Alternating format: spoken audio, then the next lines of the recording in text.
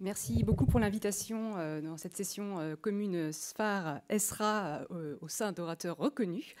Je suis heureuse de vous présenter ce topo qui me tient à cœur, effectivement, parce que j'oriente doucement ma pratique vers la douleur chronique. C'est assez récent et j'aurais aimé vous faire part de quelles démarches on peut mettre en place pour ce type de bloc au service des patients et surtout en tant qu'anesthésiste ayant toujours une pratique, qu'est-ce que moi je peux essayer de faire pour essayer d'améliorer la prévention de la douleur chronique. C'est un peu le sujet à la mode sur ce congrès de la SFAR 2024 et j'y reviens. Donc, pour être très honnête, mon sujet s'intitulait au départ Place de la LR hors bloc. Et je suis revenue vers les organisateurs en disant oula, mais ALR hors bloc, il y a déjà eu une conf d'essentiel en 2015 avec notamment le professeur Viel qui était particulièrement bien faite. Et il y avait tout le volet ALR en urgence, dans le contexte de la médecine d'urgence. Je n'ai pas le temps en 20 minutes. Et donc, nous avons permis de réaxer. La médecine d'urgence a ses propres recommandations bien faites sur la douleur chronique.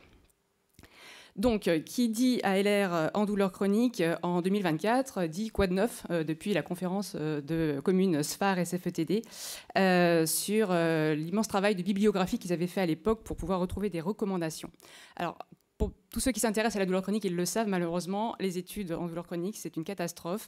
Vous avez pléthore de case reports, de quelques études rétrospectives, un peu de cohorte, du prospectif de faible niveau de preuve. Enfin, c'est extrêmement difficile de trouver des recommandations de grade fort. La SFAR les avait sorties. Et la question actuelle, c'est qu'est-ce qui s'est passé depuis 10 ans? La réponse est pas grand-chose. En termes de recommandations internationales depuis une dizaine d'années, il y a juste la mise à jour d'un guidelines que publient des experts du World Institute of Pain, un panel d'experts reconnus, sur quelles sont les techniques de médecine interventionnelle que l'on peut faire en fonction des diagnostics cliniques. Donc si vous y intéressez au sujet, il est assez informatif, mais il comprend bien évidemment tout ce qui est également sous fluoroscopie, c'est assez vaste, c'est pas que de l'ALR. Et en termes de review, au final, la plus récente et la plus complète que j'ai pu trouver a été publiée en 2023 et comprend les procédés sous échographie pour le management de la douleur.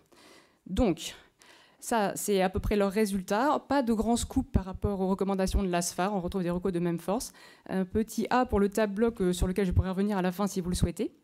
Et surtout, je ne vais certainement pas détailler tout ça parce que je vous invite à le lire, à voir en fonction de chaque nerf. Et c'est difficile d'aborder ça en 20 minutes. Et surtout, mon propos est plutôt de vous attacher à quelle démarche.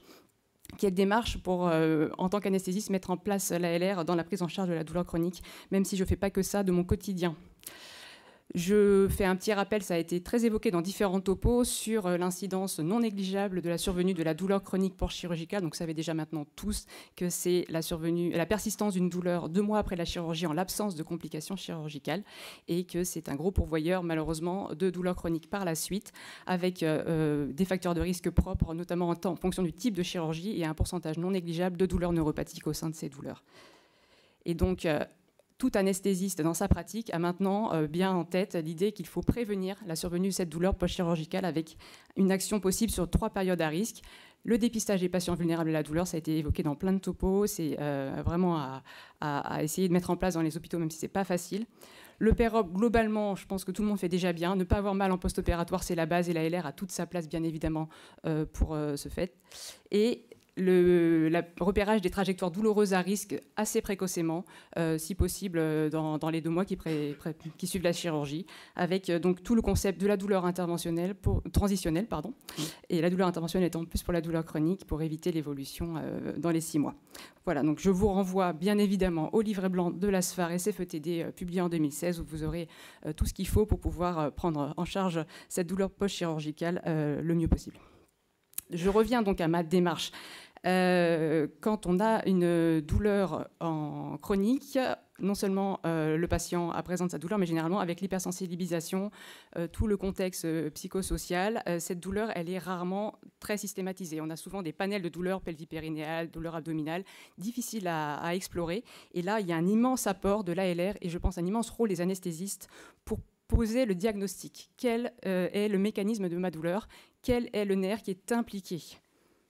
Alors, je fais juste une petite aparté rapide, parce qu'il y a quand même des gens qui font ça depuis déjà plusieurs décades, qui sont les médecins de rééducateurs fonctionnels, donc beaucoup d'entre vous le savent, mais peut-être certains ne le savent pas, et qui vont faire des blocs diagnostiques extrêmement précis pour faire la différence, notamment dans les patients qui ont fait des AVC qui sont spastiques, la différence entre une spasticité récente, donc, qui va répondre, donc, par exemple, à un bloc du nerf médian qui va permettre de libérer le poignet en flexion, et qui va également avoir une visée pronostique pour pouvoir permettre de savoir si le libéré de poignet, et donc d'aller chercher la neurolyse de ce nerf, va permettre une amélioration du quotidien du patient. Et si ça ne répond pas au bloc, c'est que c'est déjà de la rétraction tendineuse et qu'il va falloir aller à la chirurgie. Mais pour nous, qu'est-ce qu'il en est? Eh bien, donc, je vous le disais, c'est un outil diagnostique très puissant pour identifier ce qui se passe précisément dans des situations cliniques qui sont parfois complexes en douleur chronique. Et c'est reconnu, pour le coup, là, c'est du grade pas trop mauvais, dans la diagnostic de la névralgie pudendale.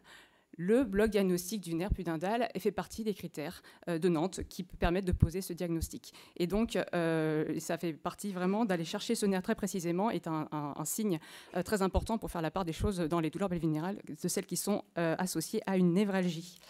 Un peu moins près de notre pratique quotidienne, mais très courant en douleur, les céphalées cervicogéniques avec des douleurs paresthésiques en hémicranie sur le nerf grand occipital. Aux États-Unis, l'efficacité d'un bloc du nerf grand occipital constitue un des critères de la International Headache Society pour pouvoir certifier que c'est bien une céphalée d'origine cervicogénique. Un peu plus proche de notre pratique, les douleurs abdominales chroniques, en final, il y a une grosse part, un gros quart de douleurs pariétales. Et cela s'explique par l'anatomie. Vous avez le petit nerf cutané antérieur à chaque niveau métamérique qui sort à angle droit dans la gaine des muscles grands droits et qui se fait régulièrement piéger avec un processus cicatriciel et avec l'apparition de douleurs pariétales. Donc la suspicion clinique, elle est facile. Il suffit d'appuyer là où ça fait mal et de demander de contacter les abdos et de voir si ça augmente la douleur. Et un test diagnostique simple, c'est le bloc tout bête de la gaine des muscles grands droits. Voilà, donc c'était à titre plutôt illustratif, mais ces blocs à visée diagnostique permettent d'avancer donc dans l'identification de la cause de la douleur. Et là, je m'appuie sur de la littérature beaucoup anglo-saxonne, et parfois, on est surpris. Parfois, on a fait juste un test diagnostique analgésique. La durée légale, on va dire pharmacocinétique d'action de mon anesthésique local, c'est 12 heures à la louche. Et on a 1 jour, 2 jours, 3 jours, 1 semaine, 1 mois de soulagement du patient. Pourquoi? Alors, il y a toute une théorie d'arrêt de la sensation douloureuse et donc d'éviter l'hypersensibilisation à la douleur qui a probablement une part mais qui est difficile à montrer. Et les anglo-saxons sont très férus de cette théorie du Land-Clapman syndrome. C'est un concept qui est assez vieux, qui date des années 70, et que ce soit donc chirurgical avec l'apparition de fibres cicatricielles qui piègent le nerf après la chirurgie, ou que ce soit au sein d'un canal ostéofibreux, par exemple le syndrome du canal carpien, il y a une compression nerveuse, donc une ischémie des vasa nervorum qui va progressivement entraîner une dégénérescence valérienne. Et ça, c'est l'apport de l'échographie moderne qui a permis de bien le mettre en évidence avec des nerfs qui sont parfois sous échographie, augmentés de volume, avec, c'est l'image que vous avez sur la droite de l'écran, avec un œdème périfasciculaire ou même un œdème carrément des faisceaux. Et les Anglais ont mis au point des techniques d'hydrodissection, le fait d'aller faire son ALR sur le petit bloc perturbé va permettre d'hydrodisséquer et de libérer parfois les fibres cicatricielles qui l'embêtent. Et donc c'est quelque chose qui est très développé chez les anglo-saxons. Et je prime alors purement à titre d'exemple de nouveau le petit nerf cutané antérieur. C'est une étude comme on en voit beaucoup en douleur chronique. Rétrospective, 25 patients, enfin, voilà, pas terrible, mais juste pour vous montrer, ils ont fait le bloc pour le diagnostic et au final, ils ont réussi à soulager les patients dans 75,8%, donc des 25 cas, ça fait globalement 18 patients. Bien évidemment, une adhésiolyse chirurgicale aura un résultat meilleur, mais c'est déjà, entre guillemets, pas mal, avec une durée de soulagement variant de 3 semaines à 5 ans. Donc c'est quelque chose qui peut être intéressant et une amélioration de la capacité fonctionnelle. Bon, ça reste des études extrêmement pas significatives, mais c'est le principe de la libération qui est expliqué par ce papier. Et donc, pour ceux que ça intéresse, eh bien, je vous recommande, il y a beaucoup de littérature anglaise, et notamment Andrea Trescott est un grand médecin de la douleur et qui a permis de développer sur cette théorie pas mal de techniques anesthésiques. Et voilà, le bouquin fait 900 pages, mais ça reste vraiment passionnant. Et donc, On a mis en place cette aiguille, on a tenté de libérer le nerf. Parfois, ça marche, on est hyper content. Malheureusement, généralement, quand on voit un patient en douleur chronique en consultation, il a déjà 5 ans, 6 ans, 7 ans d'évolution et la lésion nerveuse est installée. Donc, on n'a pas forcément, j'ai vu passer à 15-20% des cas, on a un effet analgésique définitif. C'est extrêmement pas le plus fréquent. C'est pour ça que c'est important déjà de les récupérer tôt, parce qu'on peut gagner là-dessus. Et qu'est-ce qu'on fait quand, malgré le bloc analgésique, oui, c'est le bon territoire, oui, c'était bien ça qui faisait mal, mais on n'a pas eu un soulagement pérenne, et ben on passe aux techniques de blocs neurolytiques et de neuromodulation. Donc les blocs neurolytiques à l'ancienne, on va dire ceux de la médecine de rééducation fonctionnelle, l'alcool, le phénol, on les utilise très peu en douleur chronique. Alors même s'ils ont des recommandations de fort niveau, j'y arrive, ils sont généralement surtout pour de la cancérologie, chez des patients qui ont une espérance de vie qui n'est pas trop longue, parce qu'on peut toujours aller neurolyser un nerf, mais il y a des conséquences en termes de dénervation, et c'est pas donne dans la pratique, on va dire, sur un patient lambda. Dans les grades de recommandation des blocs pour l'ALR, un haut niveau de preuve, c'est le bloc du plexus cœliaque et du plexus hypogastrique dans les douleurs cancéreuses du pancréas et les douleurs cancéreuses du petit bassin. Ça marche bien. C'est toujours ressorti dans les récentes recommandations et revues américaines. Mais j'y mettrai quand même le petit bémol qu'on a également un outil extrêmement puissant pour soulager la douleur des patients cancéreux, qui est la pompe intratécale, et que probablement il vaut mieux sur les patients qui ont une espérance de vie d'un peu plus de 3 mois arriver sur ce type de dispositif. C'est un aparté. Et donc, si on ne veut pas léser le nerf, on va pouvoir faire de la radiofréquence. Alors, le terme est mal choisi parce que donc, la radiofréquence, ça utilise des propriétés antalgiques des courants électriques. Ça met en mouvement les tissus environnants. L'électrode ne chauffe pas, mais fait chauffer les tissus environnants. Et elle a d'abord été développée pour faire de la thermocoagulation. Donc, c'était la radiofréquence continue, conventionnelle. Celle-ci va chauffer à 80-90 degrés. 100, il ne faut pas, parce qu'après, ça fait n'importe quoi, ça bout. Et ça détruit le nerf. D'accord ? Donc, c'est possible sur les nerfs sensitifs. C'est très utilisé, par exemple, sur les blocs des nerfs qui innervent les articulaires postérieurs du dos. Mais c'est extrêmement limité pour nous, anesthésistes, parce qu'on a beaucoup de blocs de nerfs qui sont mixtes. Et par contre, dans les années 98-80, voilà, la radiofréquence pulsée est apparue. Donc c'est le même principe, sauf qu'ils interrompent toutes les 20 millisecondes le processus de la radiofréquence, qui fait que ça ne chauffe beaucoup moins. Ça va inférieur à 42 degrés, c'est bien toléré par les patients. Et ça a un effet antalgique propre de neuromodulation. Ensuite, il y a des petites variantes. Il y a la COUD, qui est de la radiofréquence refroidie, qui chauffe moins, qui est un peu entre les deux, mais on ne va pas rentrer dans les détails. Et donc les publications sur ces deux types de radiofréquences sont en augmentation exponentielle, mais on n'a pas encore de très grosses études, mais on a quand même quelques indices. Alors, je vous en ai mis également une qui est toute petite, mais qui est assez illustrative à mon sens. Pour le coup, prospective, contrôlée, alors non randomisée, avec 46 patients. C'est des syndromes du canal carpien. Avec, dans les deux groupes, la seule différence, c'est la radiofréquence pulsée. Ils ont tous les deux, le groupe contrôle, une attelle de pouce, et le groupe radiofréquence pulsée, et ils ont fait une séance et ils ont regardé l'effet.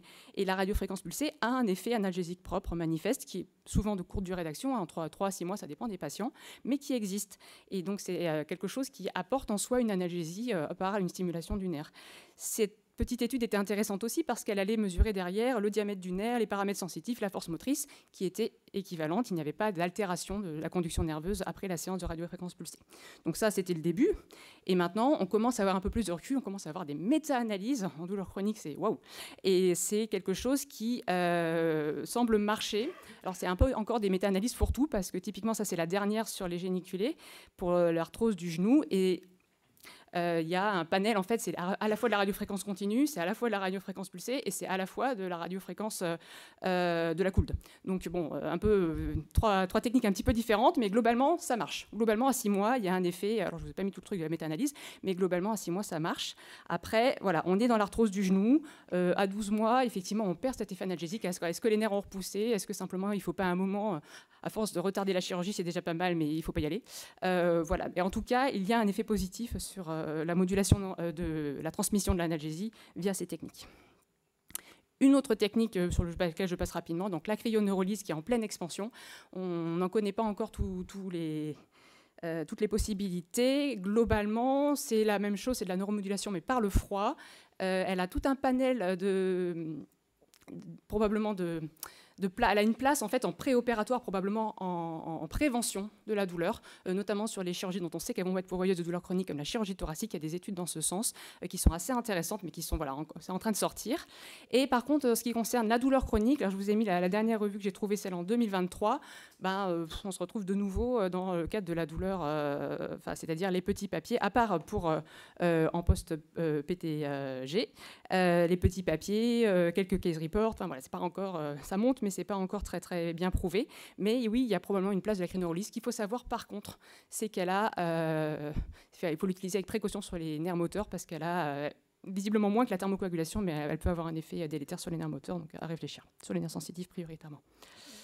Voilà. Ensuite, quand tout ça, malheureusement, est mis en échec, il faut aller, je ne vais pas m'attarder, sur les techniques de remodulation centrale. Alors, j'ai mis la stimulation par radiofréquence du ganglion dorsal de la moelle dans la neuromodulation centrale. Les experts vont peut-être tiquer, mais globalement, il faut arriver à ces techniques qui, elles, sont des techniques de haut niveau de preuve et qui marchent, en tout cas pour la douleur neuropathique. Le futur qui arrive, là, c'est que de la recherche pour le moment. Il y a un PHRC en cours pour essayer d'avoir un financement. Il faut trouver la place de la stimulation nerveuse périphérique également pour la prise en charge de ces douleurs neuropathiques. Enfin, je ne pouvais pas faire ce topo sans préciser, une fois encore, mais c'est important, que mettre une aiguille dans votre patient douloureux chronique ne suffira pas.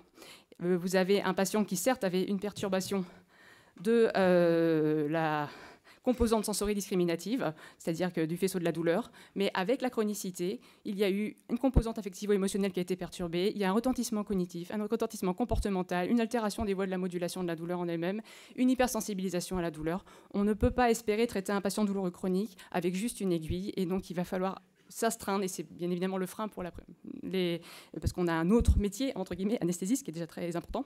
C'est un frein pour avoir cette évaluation rigoureuse et une prise en charge biopsychosociale. Donc probablement que c'est bien le biais d'une collaboration anesthésico-CETD, médecin de la douleur, qu'on pourrait instaurer ce genre de pratique. Voilà, donc au total, Casaler en douleur chronique, en prévention, oui, oui, oui, pour tout le monde, douleur post-opératoire, et si possible, si vous arrivez à mettre en place de la douleur transitionnelle, je n'ai aucune preuve, mais il me semble que plus on va libérer ces nerfs coincés tôt, et ça c'est à la portée de beaucoup d'anesthésistes, plus on va arriver à soulager les patients avant l'installation des problèmes. Le bloc diagnostic test est clé pour savoir quel est le nerf et le territoire nerveux impliqué. Avec la théorie de l'entrapment derrière, ça peut toujours marcher du premier coup, on ne sait jamais. Ça vaut même 15 à 20% des cas le coup d'essayer.